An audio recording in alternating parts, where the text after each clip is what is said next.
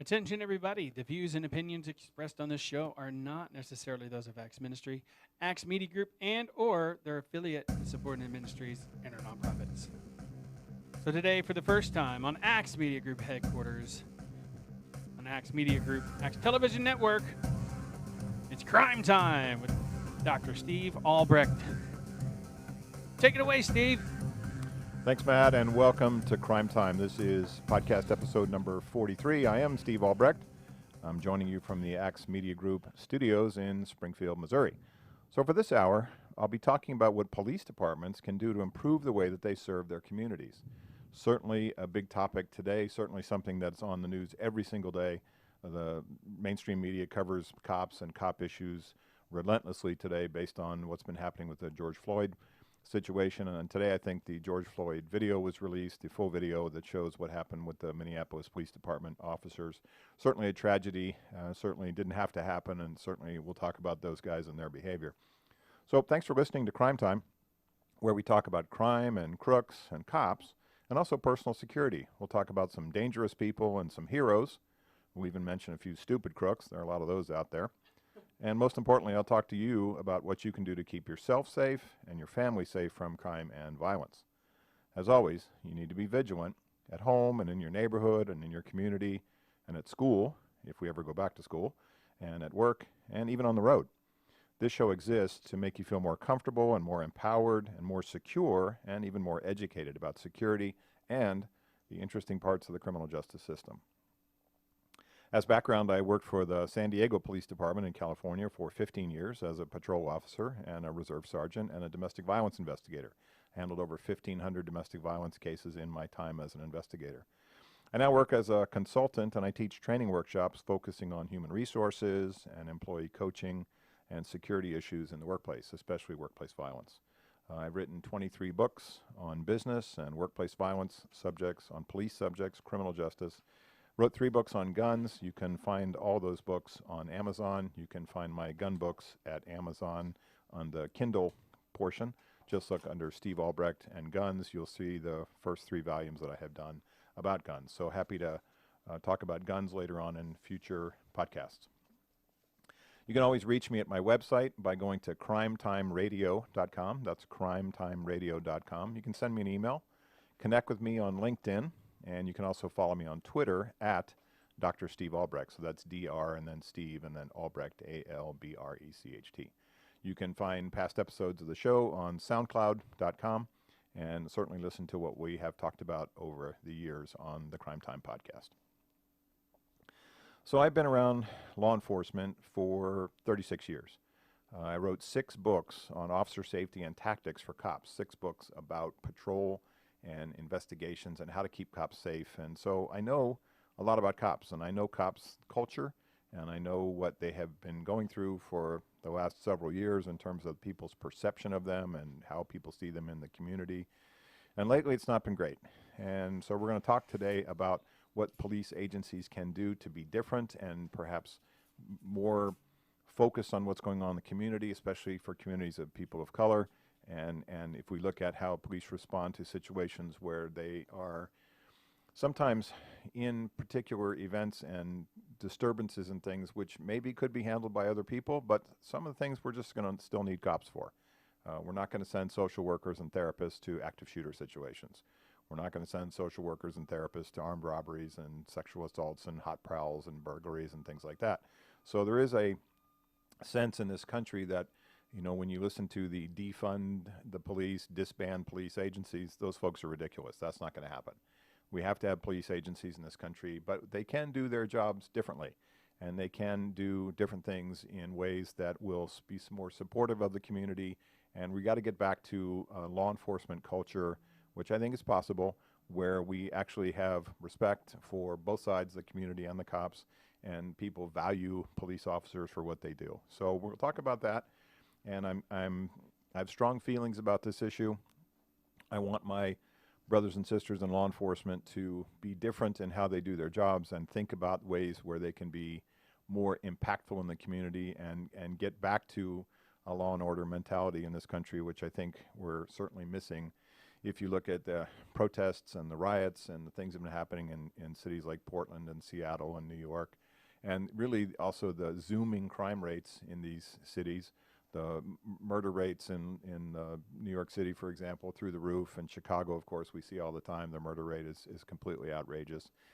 And, you know, there's a cause and effect issue for this subject, which is we have less law enforcement activity, we have less patrol activity, and we have less enforcement and aggressive, assertive, legal, ethical responses in the field for cops to do their jobs in ways where they go out and do what they are paid to do, which is look for crooks and arrest them and put them in jail. When we don't do that, then the crime rates are certainly going to zoom. So when I think about law enforcement from the shifting approaches to how we do that job, things really changed, in my perspective anyway, right after 9/11. And we'll talk about sort of old school policing versus what's happening today, and especially for the younger guys and ladies that are in law enforcement, they came into a time span where things are a lot different than when I came on board in 1984.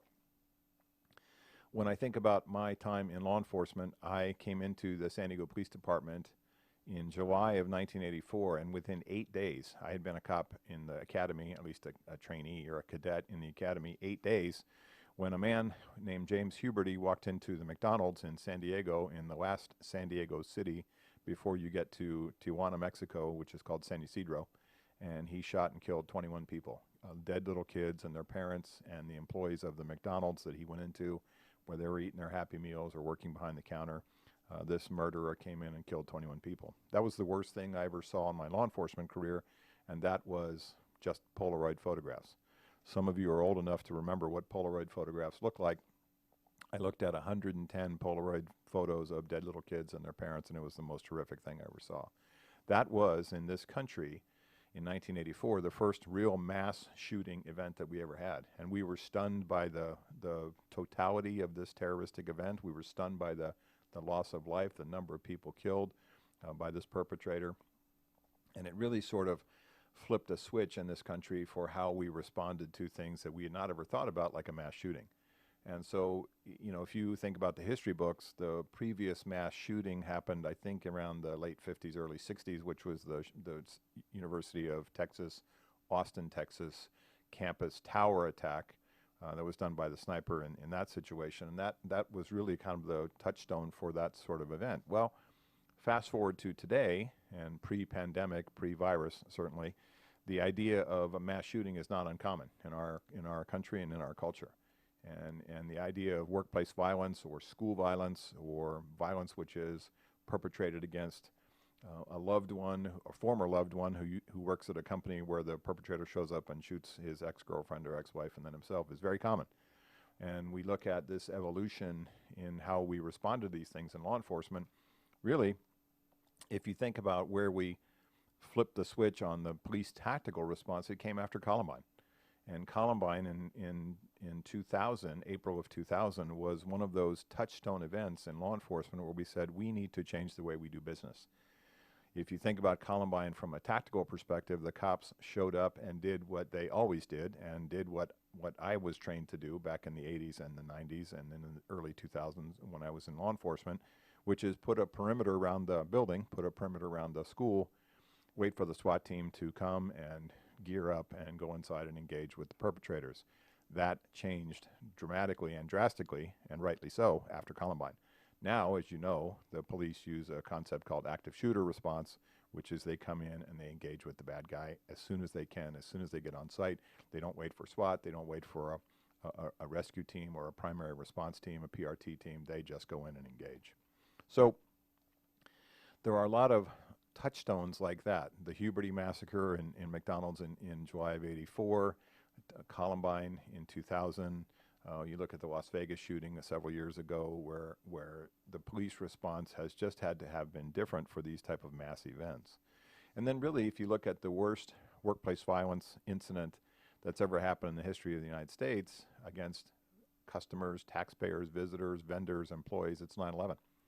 9/11 killed almost 3,000 people in a terroristic event that happened on all the airplanes in terms of the towers and in Pennsylvania.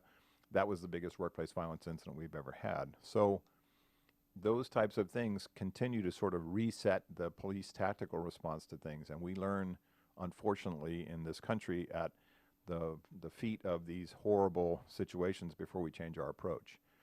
So 9/11, at least from my perspective, really changed the police culture by saying, okay, we are now going to put cops into, and this you can put at the feet of George Bush, who meant well and was trying to protect cops and protect this country from what he thought, and we all thought, was going to be another terroristic attack where folks from Al-Qaeda and Taliban and things like that would get over to this country and attack us again. So there was a real shift right after 9/11 towards the police becoming much more militaristic in their uniforms and in their tactics and in their equipment. You saw lots of funding after the creation of the Department of Homeland Security under Tom Ridge to get cops, you know, sniper rifles and I mean, almost like tanks and other stuff that they needed that had a real military feel to it. So if you go back to something as simple as what police uniforms look like today compared to my day and compared to even before 9/11, it's one of the things, and this is a primary thought process for me about how cops look and how they are perceived by the community, it's tactical vests.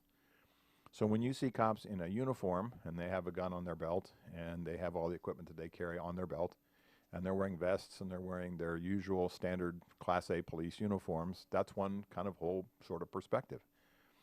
When we started putting cops into tactical vests, and some of these guys can look like Inspector Gadget with all the stuff hanging off of them, it really changed the mentality of how people perceive the police, and I think this is critical here, of being protectors over to warriors. So post 9/11, post Al-Qaeda, post Taliban, post terrorism events and things that were happening, there was a real shift in this country towards getting cops to be warriors. And so this tactical vest piece, I think, was a real movement towards that perception by the community that they look like warriors instead of protectors. Well, fast forward to today.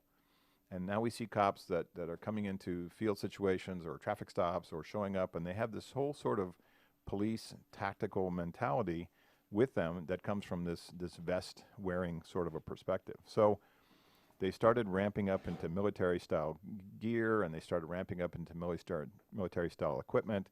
And I think we have lost, and we need to get it back really quickly, this perception of cops being protectors again instead of just being warriors. Part of the problem about cops being perceived as warriors comes from their academy training.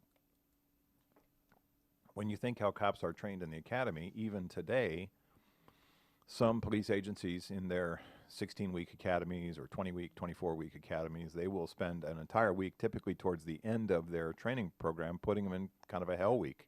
A hell week is sort of like the military, where they put them in tactical situations, they put them in role play, they put them in shoot, don't shoot situations, and the function of those types of training programs is to remind them that they could be killed as part of their job. So think about, from your own sort of world where you work, where in the back of your mind, and if you have a job which is inherently dangerous, you're a window washer on a skyscraper, or you're a miner, or you do something that involves equipment or chemicals or something that's chainsaws that's inherently dangerous, there isn't always the thought in the back of your mind that you could be killed on the job in some sort of accident. Well, with the cops, that perspective of being killed is drilled into them from day one in the academy. You could be killed by a crook. You could be shot on a traffic stop. You could be killed in a domestic violence situation. You could be killed in an ambush. So imagine that your perspective of your job has that aura, that shadow of death around you all the time. It really changes the way you see the world. One of the biggest problems that cops have, I have it too, is that in profession, we tend to see people as us versus them. There's the cops, and that's us, and everybody else is them. And them are bad people, and them are folks that want to harm us, and them are people that are not following the law, and them are horrible neighbors, and everything else that we'd sort of collect them into. The problem with that mentality is that it fails to see people as mostly good. It fails to see people as mostly safe and not dangerous to them. Very small number of people want to kill cops. Unfortunately, that number is probably higher today because of all the unrest and protests, but for overall, the chances of cops being killed on the job is still about the same where it's always been, which is about 115 to 120 of them are killed each year on the job. Well, that sounds like a high number, and certainly it is for the loved ones of those officers and deputies and state troopers and things that are killed. But when you look at how cops are killed, 50% of their injuries or the way that they are murdered is from crooks with guns or knives. And then the other 50% tends to be in car accidents or motorcycle accidents or even plane or helicopter accidents. So if you look at the standard number, which usually does not change, it's never under 100, but it's usually less than 120 to 125 each year. Half of cops are killed by crooks and the other half are killed in accidents. So the idea that we sort of burn into their minds in the training environment, and especially when you leave the academy and you go into the field training environment, that you could be killed as part of your job, is a real mindset shift to people in that profession who are now fearful in every situation they go into, even though they are not allowed to be fearful. They're paid not to be fearful. They're paid to be brave. They're paid to be assertive. They're paid to be aggressive. They're paid to be tactical. But imagine in the back of your mind, the idea of your training has always started from day one that you could be killed on that job, and that really affects how you do the job. So part one for me is the idea that the police uniform has shifted so dramatically from being, a blue shirt, blue pants, or tan shirt, tan pants, or whatever they wear in your particular neighborhood of uniform to back to this tactical vest is really a mindset shift. It's a mindset shift for the cops, and it's really the shift that has turned them over from being protectors over to warriors. And I think we need to go back to being protectors again. The community needs to see us as protectors. The other part related to that is we want cops to be safe. And can they go back to how they were wearing their uniforms typically before without wearing the tactical vest? And I think the answer is yes. There's a lot of things that cops carry around as gizmos and gadgets, and I think that's a problem when you think about their response to certain things if it is connected to some type of piece of equipment rather than using their biggest piece of equipment, which is their brains, their minds, their vocal cords, and their hands. If you look at law enforcement as a profession where we can talk people into handcuffs, we can talk people into safer situations, we can talk people out of doing dangerous things like committing suicide or harming themselves or harming other people, that's what cops really do well. So we need to get back to a mindset in law enforcement which is not so much about gizmos and tactical equipment and things that they use on people, but back to using their words and back to talking people into or out of certain situations, which cops do really well when they've had the training for it and the experience. One example of this is the evolution of the taser. Now the taser, if you have seen any kind of cop videos on TV or police videos or cops on Fox or Live PD or something like that, is an electronic sort of stun gun that cops use. There's a couple versions of it, and it's made by a company called Axon, which is famous for the taser. And you have a version which has a couple of prongs on it, and when you touch the guy with the prongs, it lights him up, and he typically is incapacitated, and he falls over. And so even the toughest guy, when given the prongs, gets zapped by that thing, ends up onto the deck. The second version, and the most common version of the taser, is the one that cops use that has wire barbs that come out. They shoot out one of them at a time. And these wire barbs stick to this person's clothing. And when you depress the trigger, it makes a complete circuit and the person falls to the ground. So tasers have been around. When I was leaving law enforcement in 2000, we were just starting to issue tasers to all cops. And now it's pretty common for every cop on the planet to have a taser as part of his or her equipment. In my day, we had sergeants only that carried tasers, and it was called special equipment. So you used to have to call and say, could you have a sergeant with special equipment show up at this location? And the sergeant would show up with the taser. And it would take some time to get it out of the box and hook it up and then be able to use it on the bad guy, in which case usually lots of horrible things happened before the sergeant even got there. Taser, interestingly enough, was created by a physicist who saw a cow walking up by a fence and got zapped by it and said, why didn't the cow get electrocuted? And so he was a electrical engineer and a physicist, and he created the taser, which he made this acronym TASER, which was, he was a science fiction fan, and this taser acronym stands for Thomas A. Swift's Electric Rifle. Tom Swift was a cartoon character, so he called it Thomas A. Swift's Electric Rifle, or taser. So this use of the taser for law enforcement really shifted cops away from using their words to using the taser. The problem with the taser is anytime somebody gave a cop a little lip, anytime somebody gave a cop a little negative feedback, out comes a taser, they light the guy up, he falls over. What this creates is a couple things. One, sometimes the taser doesn't work, especially on maniacs and mentally ill people and people really high on drugs and alcohol. Sometimes it doesn't always work. But what it really creates is a liability issue where people get tased, they fall forward to hit their head on the concrete, cops end up getting sued. So my perception of the taser is a tool, not the tool. And when you look at cops who are quick to use it and light people up a lot with it, zap, the guy gives them a little sass, a little mouth, they end up hitting them with the taser, these guys fall forward and injure themselves, we end up getting sued in law enforcement for the liability that's created to that. The taser was really invented back in the day, in the time span where it started to be most popular, during the time when people used a lot of PCP. And PCP folks were really jacked up and quite outrageous in their behavior. You'd see them running naked through the streets and climbing telephone poles and punching glass with their faces and hands and things like that, and just acting like maniacs. So the response to PCP users in the old police days was a gentle smothering of police bodies on top of them until they stopped wiggling around.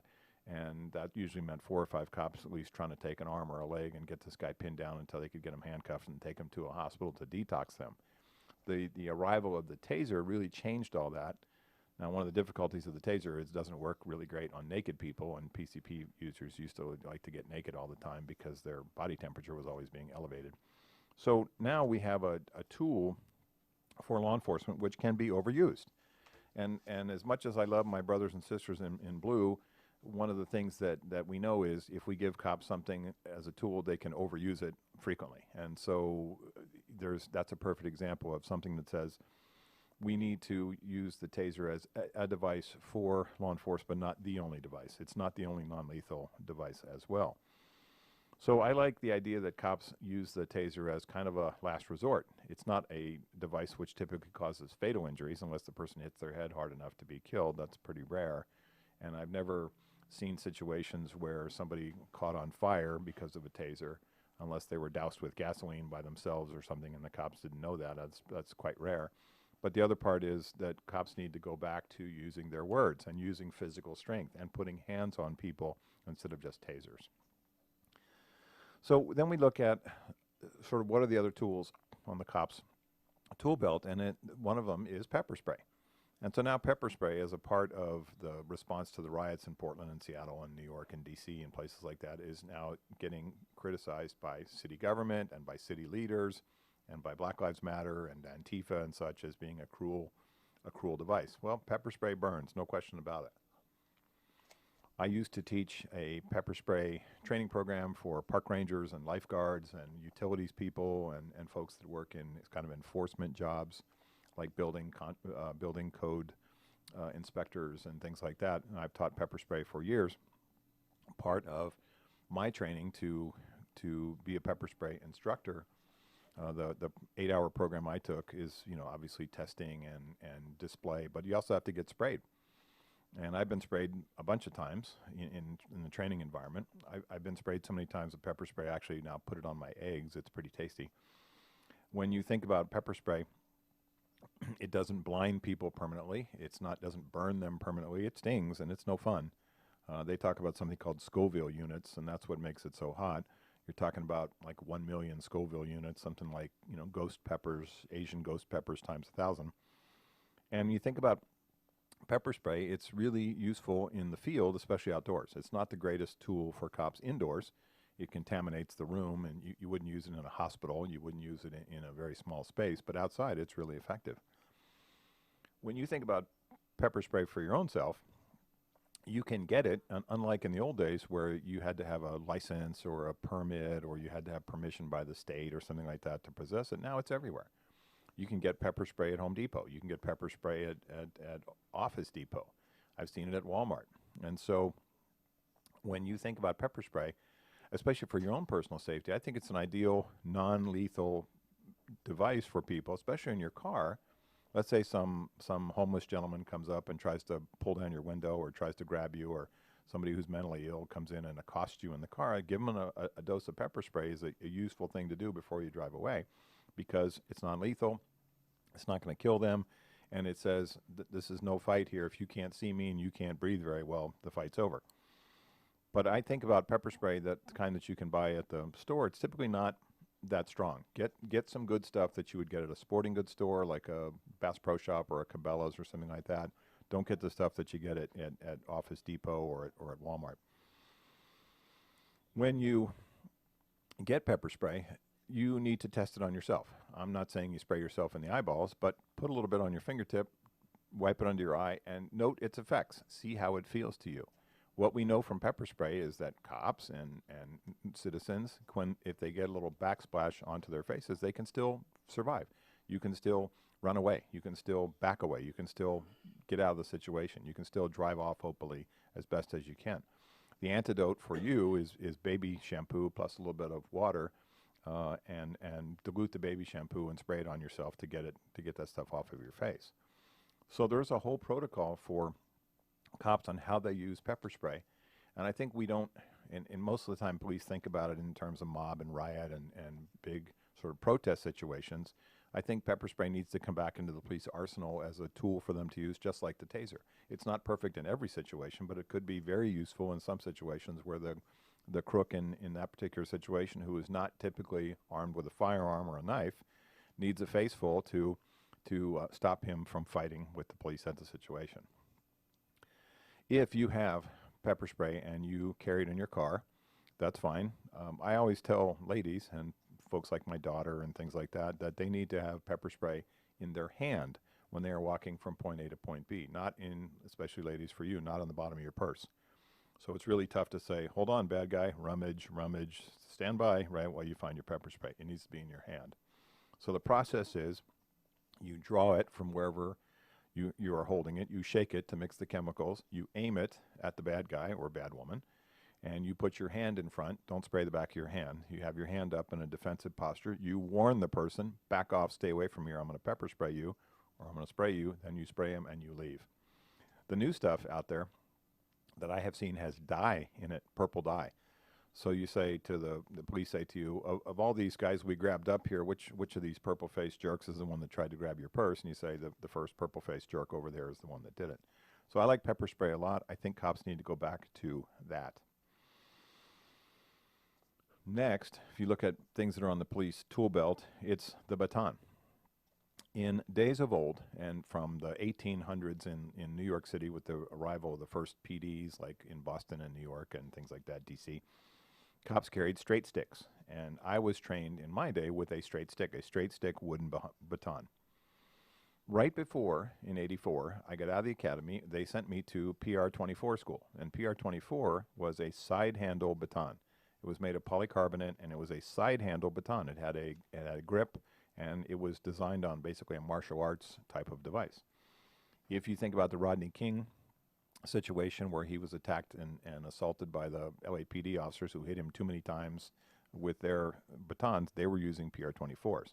You need discretion when you use that device. You need training when you use that device. It is not designed to hit people in the head or other things like that, which can cause lethal injuries. It is a specific tool for joints like knees and shoulders and rib cages and things like that. It's also used to push people back in certain mob and riot situations. Well, most police agencies have moved away from the PR-24, the side handle baton. We went from the straight stick, which is typically a mahogany or a hickory piece of stick, which had oftentimes a lanyard on it the cops carried in their belts. That was sort of the constable officer-friendly model that we saw back in the East Coast in the early days.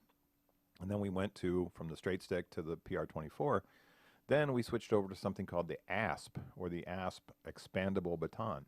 And the expandable baton sort of would get down to about the size of a bottle of water that you could carry on your belt. And you would pull it, and it would expand, and then you would use that stick to protect yourself or to stop an attacker. One of the problems with the expandable baton, it didn't work as well as a straight stick, and it didn't work as well as a PR-24. It's too light. It's too whippy. Most officers have not had enough training with it, and as a result, they're not very good with it, and it doesn't scare bad guys like a straight stick used to scare bad guys. when we think about the police perception today, when you think about the police, how the police are being portrayed in the media and how these hate groups and things look at the police, the stick, the law enforcement baton, which has been around for 150 years, is perceived as a racist tool, something that, you know, head-beating cops used in the 60s and the 70s. Certainly the Rodney King beating did not help the perception of the stick as a useful tool because it was used inappropriately in that situation in 1991. But the device as a overall tool, like pepper spray, has fallen out of use. And so it's not one of those devices that cops use. Most cops don't have a straight stick. Most cops don't have a PR-24. Most cops don't have very much training with the ASP the ASP expandable baton that they've been given. So as a result, they don't use it. So when you look at the things on the police tool belt, it's firearm, it's extra magazines for the firearm, it's taser, and then everything else sort of trails on after that.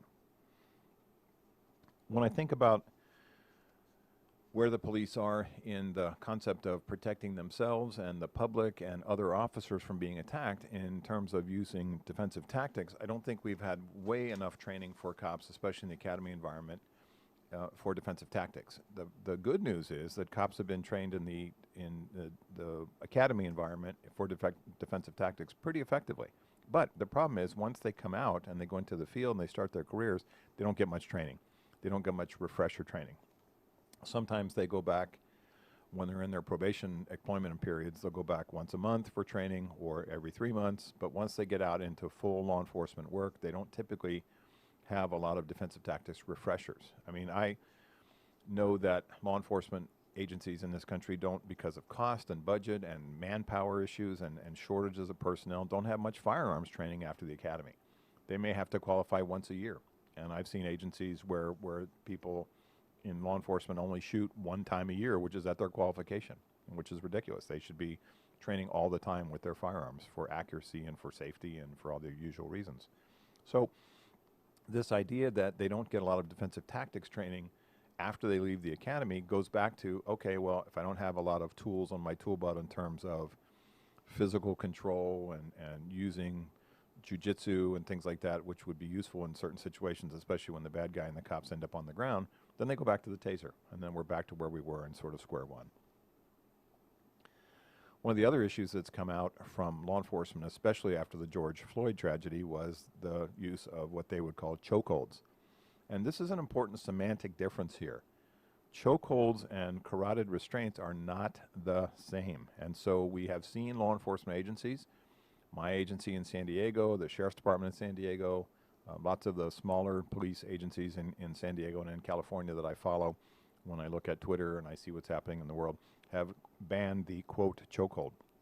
This is a fiction that was created by the news media to suggest that both of the carotid restraint and the chokehold are the same. It is not. And so to be perfectly scientifically, medically accurate, a chokehold is where someone puts the bone of their forearm across somebody's windpipe. The function of that is to stop them from breathing so that they can be overwhelmed and arrested. The function of a carotid restraint, where the bicep and the forearm create a V, where the person's neck is in the center of the cop's elbow, is to block the blood flow on both sides of their head, the carotid arteries on both sides of their head, so that they temporarily pass out. These are not the same. Chokeholds and carotid restraints are not the same. The news media has created this idea that they are the same, and as a result, many police agencies in this country have said we are not going to use a, quote, chokehold or any version of a carotid restraint. When used effectively, especially on people that are violently mentally ill, violent in general to the point that they can't be controlled by any other means, the carotid restraint is a good tool if cops have had the training and the practice in using it. But we've taken that tool, again, off of their list of possible use of force options. Think about how we recruit for law enforcement these days. Moving forward from 9/11 and moving forward from the run-up to the Gulf War I and Gulf War II and Afghanistan and Iraq war veterans coming out of our military system, a lot of them chose law enforcement as a career.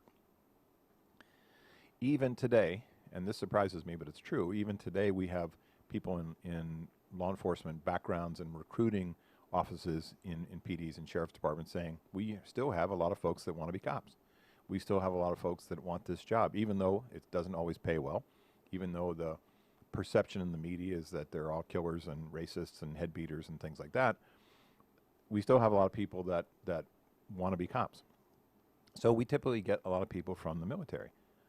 One of the problems of getting folks from the military, and it is a blessing and a curse to have them in law enforcement, is sometimes they have a military response to a police situation. So I have seen really intense encounters where the perpetrator was not dangerous to other people, maybe dangerous to himself, like had a gun to his own head, where he was shot by a sniper type of a situation by a cop who has military training, who was armed with a rifle. Maybe not the best solution to that particular situation, but if you have a military mindset and you're militarily trained, sometimes cops fresh out of the military have a hard time sort of separating between what they did in the sandbox over in Afghanistan or Iraq or somewhere else compared to what's going on in a city street or a county agency. So the mindset, military use of force problem solving approach, which people with a military background bring to law enforcement, can be very useful sometimes not so much. So we need to really sort of measure those responses and measure our training and make sure we're doing the right thing to teach people with a military background the most effective police tactics, not necessarily tactics that work in the military. So if we go back to the idea of people who are wanting a law enforcement job, what I think a lot of people don't understand from the public is how difficult it is to become a law enforcement officer. When I was in California and San Diego, the ratio of cops that we hired versus the people that applied for the job was about 100 to 1. I mean, imagine that. 100 people applied. A lot of them didn't pass the written test. A lot of them didn't pass the physical abilities test. A lot of them couldn't pass the medical check. A lot of them could not pass the background check because of drugs or credit problems or other issues.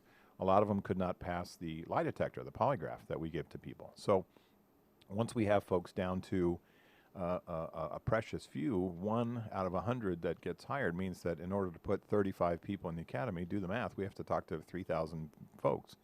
So when we look at where police agencies have dropped the ball is they've cut corners. They've cut corners in the hiring process. They've cut corners in the physical abilities, or they've cut corners in things related to background checks and things like that, where someone would not get hired in days of old, but sometimes because we need the bodies, we need people in the field, we're shorthanded, we are going to have that situation where we need more cops, and so we're going to hire people that aren't necessarily qualified. That needs to stop. Kind of related to that, we have an issue where gypsy cops get hired. And gypsy cops are officers and deputies that have come with other agencies and got their training and their experience and maybe had some type of behavioral problem, performance problem. They got fired or they're about to get fired. They got disciplined. They were perceived by the courts as being liars on the witness stand, things like that. They end up leaving one agency and going to another. They have a checkered background. They get hired anyway. So we look at cops that sort of bounce from agency to agency to agency. They go from place to place to place. Their behavior and their performance issues sort of trail on after them. We don't do a very good job screening those people out. Those aren't the folks that we need to have in law enforcement. And then really lastly, the idea that the police unions in this country are pretty strong. And for all the good that they do in terms of protecting employees, officers and deputies, and protecting their employees' rights, they've also created some things that make it difficult for supervisors, sergeants and lieutenants and captains and chiefs and things like that to do their part in terms of discipline or correcting behavior. In California, for example, they have something called POBAR, the Police Officer Bill of Rights. And POBAR is pretty restrictive if you read it, as the attorneys for the police associations often do, as being something that gives them a lot of power to say that anytime you try to criticize or correct my officer, my deputy, it's a violation of the Peace Officer Bill of Rights. And so as a result, we have some sergeants and lieutenants and captains and people in command positions that are afraid to be coaches. They're afraid to be bosses. They're afraid to talk to their employees about performance or behavior issues because they don't want to be in violation of the Peace Officer Bill of Rights. And in a lot of situations, cops say, well, if this could lead to discipline, not it is a discipline conversation, but it could lead to discipline, I want a union rep. And that makes things even more complicated for cops, leaderships in the police agencies who want to talk to cops about doing their changes in their behavior, doing a job differently. And it's not necessarily all the things that the Peace Officer Bill of Rights is supposed to protect, which is employee rights, but they've created a situation where they now overprotect, and some cops can't be disciplined effectively for doing the wrong thing. There is a shift in how we look at mob and riot training in law enforcement agencies. Back in the day, it was sort of batons and stomp and drag, and this movement that we did was sort of stomped forward towards people. We would drag our feet on the ground and make this sort of loud noise. That hasn't changed for some police agencies. We look at mob and riot training in terms of the tactics. I think if I look at the videos and the studies, and I've read a book or two about this, the Europeans tend to do a better job about how they handle large crowds and how they handle situations that they get at, where in like soccer games and things like that, where stuff could get out of control, better than we do here. So we need much more training for protests and mob and riot than we typically do now. One of the things that we usually see in those situations is that law enforcement is using mutual aid, which means they get help from other police agencies. And so a smaller agency that has 6 or 8 or 10 cops may go connect to a larger agency that has 150 cops, and they connect to a larger agency that has 2,000 cops, and they're all typically not trained in the same mob and riot approach, and so there's a lot of confusion as to what to do. So when we look at I guess my biggest thought process in this discussion here is, will we look at cops moving, and I hope this happens, shifting back to be protectors of our community, shifting back to be the protectors of our cities and our counties, shifting back from being protectors as opposed to being warriors as we look at going forward in the rest of 2020. Time for Crime Time's Stupidest Crook of the Week. This is one of my favorite parts of the show. It's time for our Stupidest Crook of the Week, where I get to talk about some of our dumbest criminals who managed to get themselves arrested based on their monumental stupidity. So, Dateline would be here: Santa Rosa County, Florida. 2 men were arrested in Santa Rosa County, Florida, after law enforcement officers said they found illegal drugs in a bag labeled, quote, bag full of drugs. The men were pulled over by a state trooper for allegedly driving 25 miles over the speed limit. Word to the wise there: if you're going to smuggle drugs in any state, including Florida or Missouri, don't drive 25 miles over the speed limit. So let's say the speed limit in a lot of places I've been to in Florida is 75. These cats are going 100 miles an hour. Santa Rosa Sheriff's Canine deputies recently assisted the Florida Highway Patrol on a traffic stop on Interstate 10, where a large amount of narcotics were discovered. The bags were labeled bag full of drugs, and as the Sheriff's Department said on their Facebook post, our canines can read. The narcotics and other contraband reportedly included 75 grams of meth, 1.36 kilograms of GHB, that's a date rape drug, 1 gram of cocaine, 3.5 grams of fentanyl, that's an opiate synthetic, some ecstasy tablets, and other drug paraphernalia. So good job, fellas. Nice way to mark the evidence for the cops. Bag full of drugs, so easy for us to find that. Thanks very much, fellas.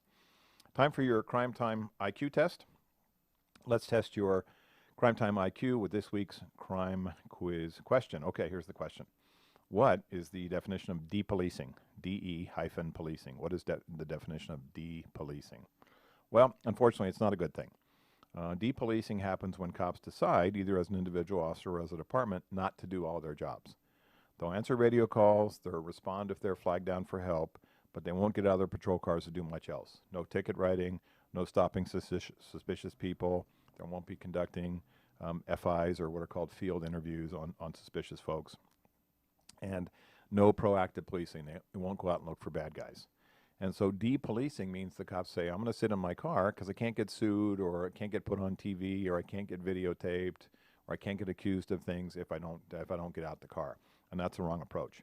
This work slowdown is typically because cops are afraid of being criticized, afraid of being accused of racism or police brutality, or harassed by anti-police groups for being too aggressive, or filmed by citizens simply doing their job, not doing anything illegal or wrong, with cell phones or by the media at crime scenes or disturbances or riots or things like that. So it's bad for the community in general when depolicing happens. And we see it in large cities now. We're seeing it as police are being, accused of brutality, and then the subsequent disbanding or defunding, which is going on. This encourages cops to either leave the profession, or if they don't do that, they say, well, I can't get in any trouble if I don't get out the car. I'm just going to sit in the car. And that's a mistake. And we need to make sure that de-policing doesn't happen as a fallout from what's going on in our community now. We need cops to follow laws and policies and rules and have good boundaries when they deal with people, all kinds of people, but we need them to do their jobs safely and completely. Time for your Crime Time safety tip of the day. In hot weather, it's easy to get complacent about security, like leaving your car's engine running when you pop into the convenience store for a quick cup of coffee, or you run into the post office, or you leave your garage door open as your car warms up as you go back inside to get something. Make sure that you turn off your car, you take your keys every time, day or night, no matter where you are, hot or cold. Make sure you take your car keys. You don't leave your car running. Never, ever, ever leave your children or your pets in a parked car with the keys in it, ever, ever. Certainly, we've seen tragedies around hot weather incidents. It's an easy way to kill babies and dogs and animals in the car. Never, ever do that. But it certainly makes it easy for crooks to steal your car if you already have the keys in the ignition. So I'm reminded of somebody who went in and said to a Starbucks and left his keys in his $50,000 construction truck with all his tools. And the guy drove off with his truck and stole it. And he came outside and said, how could this have happened? I was only in there for a couple of minutes. Well, you wouldn't take $50,000 in cash and sprinkle it on the front of the Starbucks. You would not do that. So be vigilant when it comes to your habits about leaving your keys in your car, especially during hot weather when you want the air conditioning running and things like that to keep the car cool. That's not a good security issue because folks can just simply steal your car. So thanks for listening to this episode of Crime Time, the podcast. I encourage you to go to my website at crimetimeradio.com. Send me an email with questions or topics you want me to cover in future shows.